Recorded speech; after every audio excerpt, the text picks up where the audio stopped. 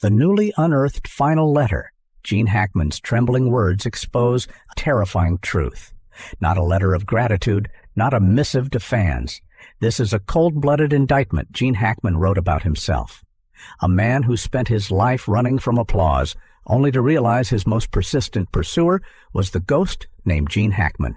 For the first and last time, he screamed out all the untold secrets.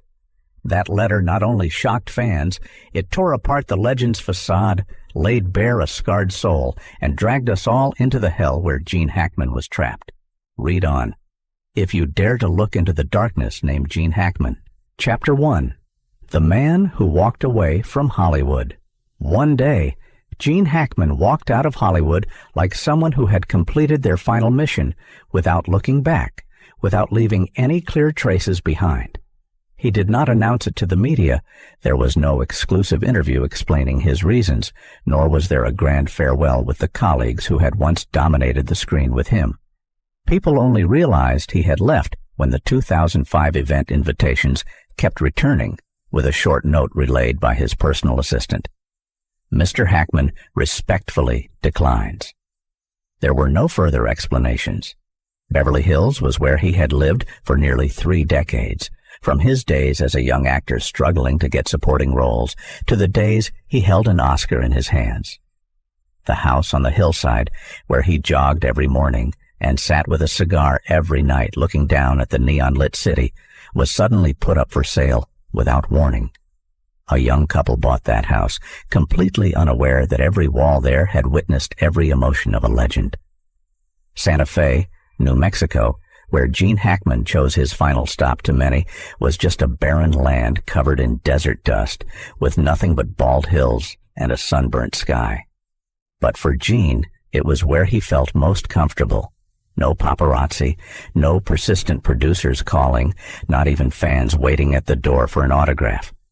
Hackman and Betsy Arakawa, the woman who followed him from the vibrant world to this quiet land, chose a small house hidden behind cacti and rocks. The ghost in the desert, that's how the neighbors here referred to Jean Hackman, a name they didn't dare say aloud, a figure they rarely saw in real life, only heard the engine of his old pickup truck every morning passing the sandy dirt road. Jean hardly talked to anyone but Betsy. Once, an old man living a few miles away recounted. He sat on the porch, his eyes gazing far into the sunset. I don't know what he was thinking, but he looked like he was waiting for something. What could make an American film icon who had dominated Hollywood choose to live so quietly? Jean rarely mentioned his fears in an old interview long before he retired. I don't want to die under a flashbulb. That sentence was like a prophecy. He wasn't afraid of the end, something everyone would face, but he was afraid of that moment being recorded, scrutinized, turned into a sensational news item in tabloids. Betsy Arakawa, the partner who accompanied Jean for many years, told an old friend that Hackman never mentioned fame. He didn't turn on the TV, didn't rewatch any of his own films. Old photos from his youth, the day he stood on the Oscar stage, the day he took pictures with Marlon Brando or Al Pacino, were all hidden in cardboard boxes, locked in the basement.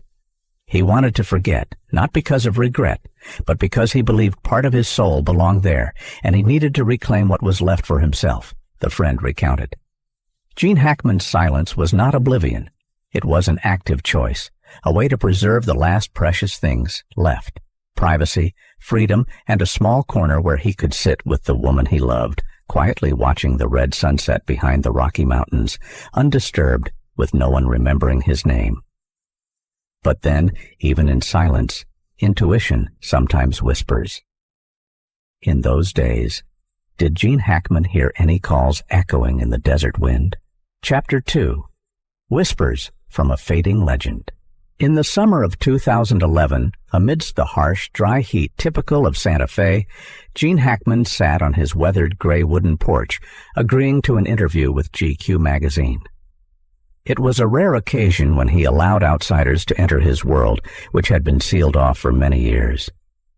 The tape recorder was placed on the table, the air was filled with the scent of burning wood from the old fireplace, and Hackman, with eyes that mixed calmness and melancholy, began to talk about something no one expected: the end. "I dream about my own death more often than I should," he said, his voice hoarse as if each word had to be dug up from the deepest recesses of his memory. A legendary actor who had transformed into immortal icons on screen now sat there talking about his own end as if it were a matter of course, or worse, as if it were so close he could touch it. For a long time, people in the industry had tried to bring Hackman back. Francis Ford Coppola, who was behind The Conversation, sent him a 3-page handwritten letter, passionately inviting him to reappear in a final work, a role tailor-made for Jean himself. Clint Eastwood, his old friend from the same era, even drove to Santa Fe just to have a bourbon with Hackman, hoping the alcohol could soften his heart. But Hackman refused them all. Not because he hated cinema, but because he understood some doors had closed, and opening them again would only make what was inside rot faster. Jean Hackman lived his final years like a legend, erasing his name from history. But no matter how hard he tried, strange thoughts about the end still crept in, clinging to him. The first evidence appeared in 2018, a handwritten letter sent to Dustin Hoffman, his old friend, who had shared his difficult early days in New York. No one knew about that letter until after everything was over. When Dustin brought it to light, Hackman's trembling handwriting became the first piece revealing his complex psychological picture in his final years. "If one day I disappear, remember I was happy, but not always." A strange message, both light and heavy. Was it a farewell, a confession, or the distant echo of a soul that had stood at the top, now stepping towards the darkness? Those who were close to Hackman understood he was not the type to easily say such things. Throughout his life, he lived with an iron discipline, hiding all personal wounds behind layers of humor and toughness. Yet in that letter, Hackman revealed his most vulnerable side for the first time, a man who had everything, but in the end, feared his own existence. Betsy Arakawa, his wife who had accompanied him through all ups and downs, also told a close friend, "Some nights Jean doesn't sleep. He sits by the window, looking into the darkness, silent for hours. I don't ask because I know there are storms in his heart that I can never reach." The appearance of the letters, the strange dreams, the mornings Hackman cycled around town, then stopped for a long time in front of the small cemetery on the corner, all seemed like quiet signs that only the discerning would notice. Jean Hackman wasn't afraid of leaving. The only thing that troubled him, perhaps, was the obsession with being forgotten, or worse, being remembered in a distorted, deformed way, something he despised all his life. The letter to Dustin Hoffman, later placed in a small glass frame at Hoffman's home, was like a final memento of a friendship that lasted more than half a century. "If one day I disappear..." Perhaps Jean Hackman never really disappeared. He just retreated, slowly fading into the desert twilight, letting his final whispers echo, like the echoes of a fading legend. Chapter 3. The Letter That Shouldn't Exist. In January 2024, when the name Jean Hackman had almost been forgotten by Hollywood media, a sudden earthquake struck from the most unexpected place, his old office, the small room in Santa Fe, where for more than a decade only the harsh desert sun had visited. The instigator of it all was a figure thought to have disappeared from Hackman's life long ago, his former personal assistant.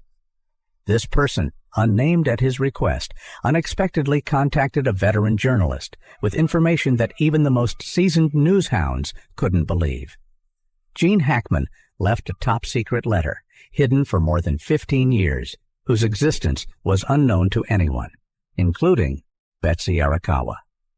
The old envelope, its edges yellowed with age, was found in the bottom drawer of the oak desk Jean Hackman used to write at every day. On the front, in firm, neat handwriting, but shaky at the end, he left a note. "For those who care, when I'm no longer here." Just a few words, but each word cut into the silent space of the dusty room like a knife.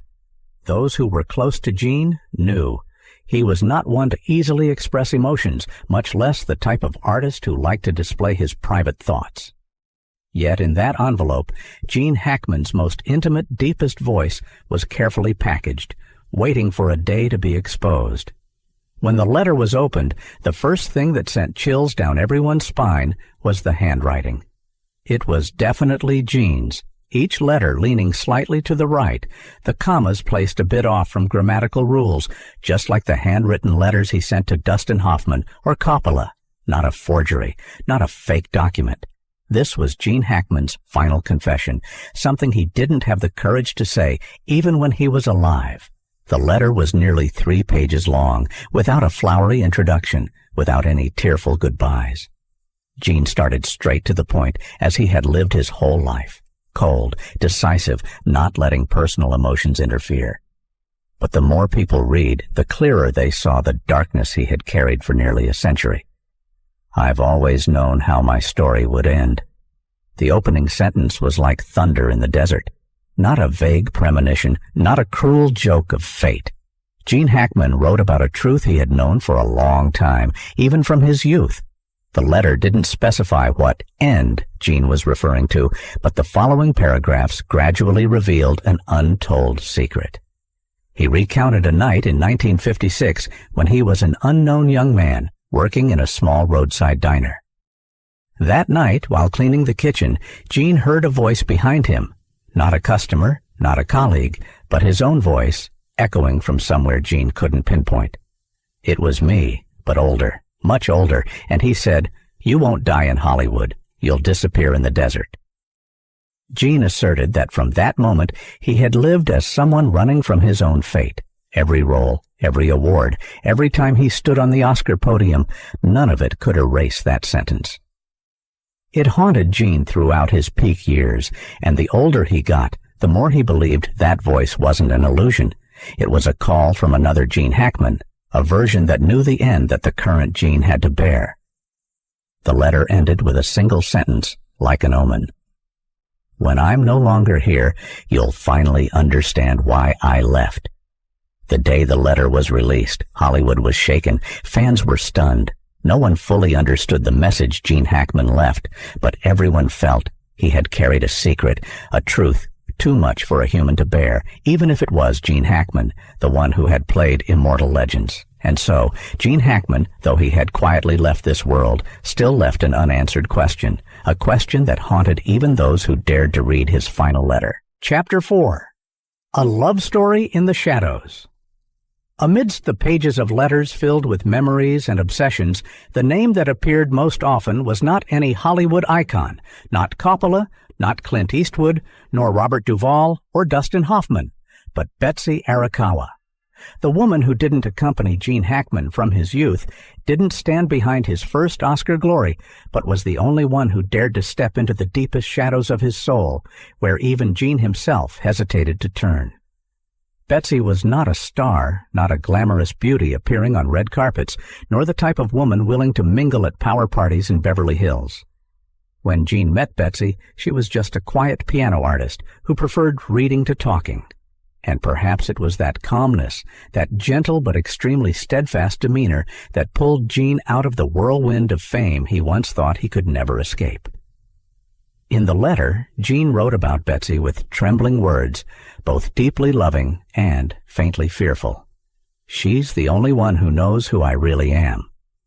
Betsy was not just a wife, a partner, but also the keeper of his final secret, the only one allowed to see Jean Hackman behind the mask of a film legend. He called her my last sanctuary, the final stronghold in the vast desert, where Jean didn't have to play any role, didn't have to strain under the flashlights, didn't have to smile at those he didn't trust. They chose Santa Fe not because they loved the desert scenery, nor because Jean needed a peaceful retirement place.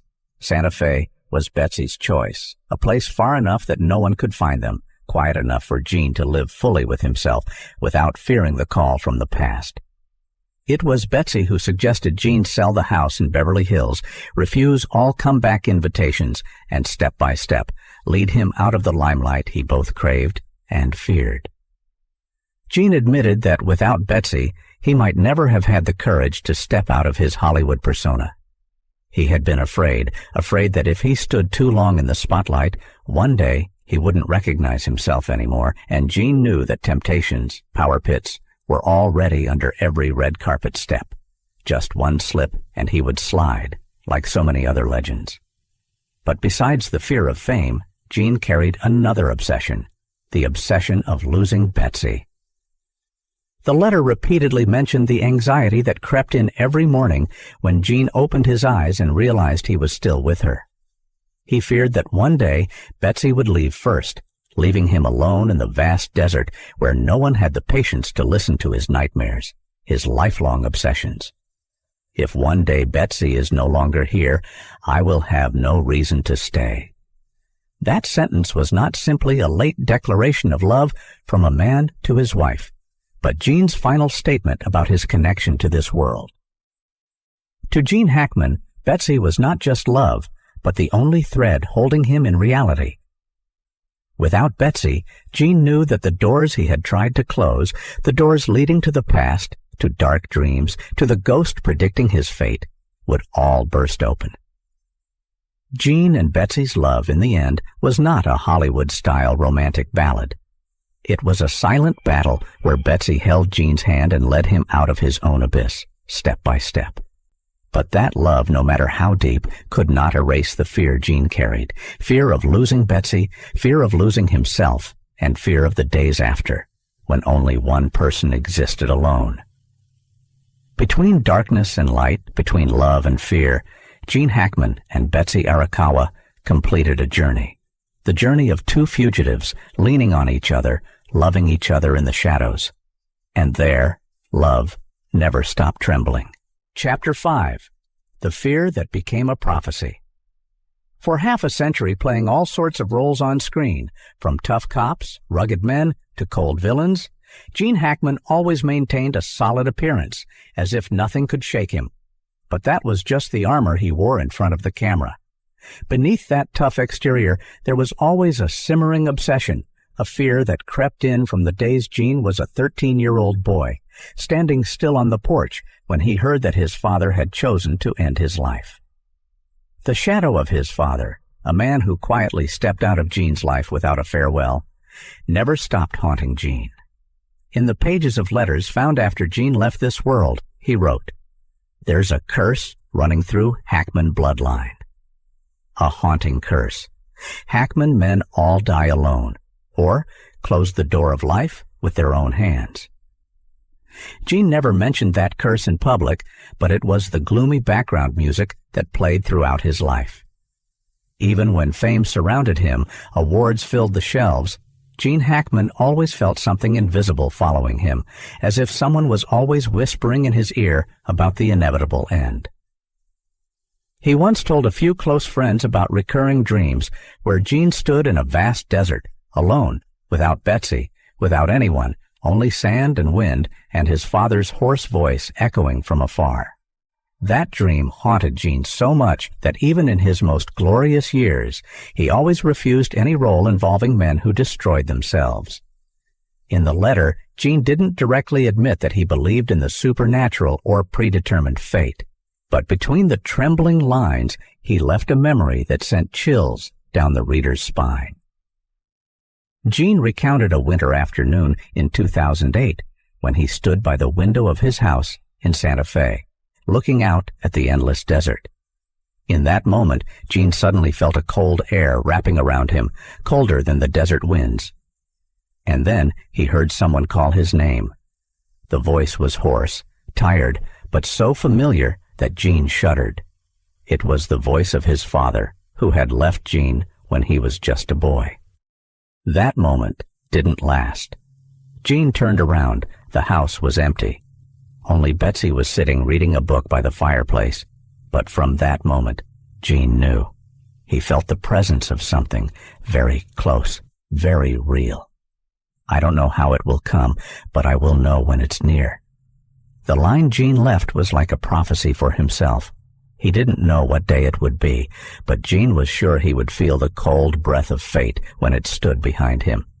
The Hackman family curse was not just a family story, but for Jean, it became the guide for all his life choices.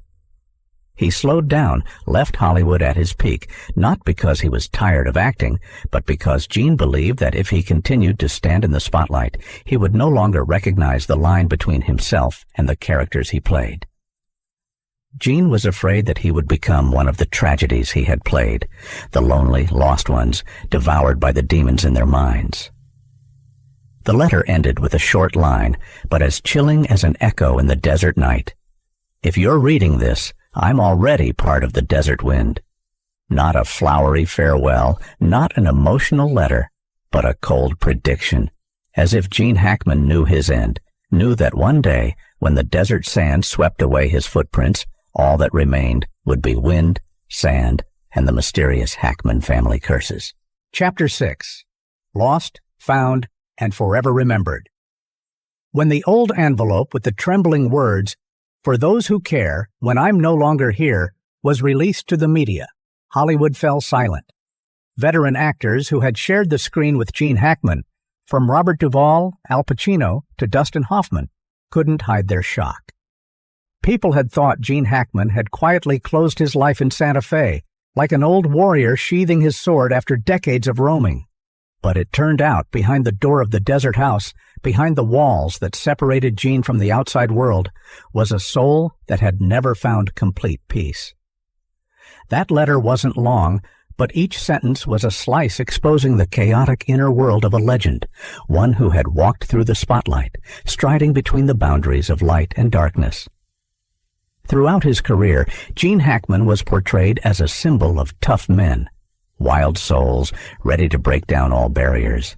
But after all, fans realized that the strong man was just a human who knew fear, fear of what was beyond control, fear of his own thoughts.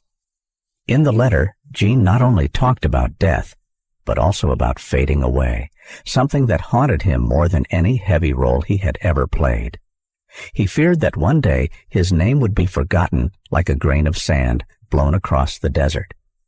To Jean, death was not as scary as people no longer mentioning him, no longer remembering what he had gone through, what he had suffered, what he had loved. When no one remembers, does it mean I never existed?